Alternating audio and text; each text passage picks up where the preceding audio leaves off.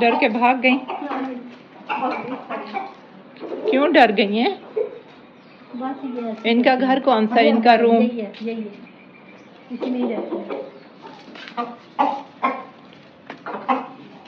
ये इधर साइड पे खड़ी होकर पूरे घर में घूमेंगी। आपको पसंद है?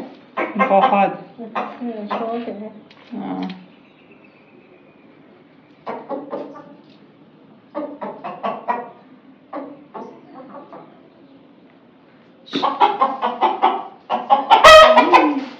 जी आपने नहीं डॉक्टर मना किया।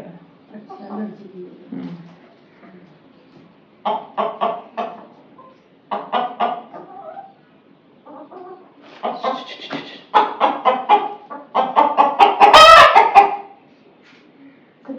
दे दो प्यारा।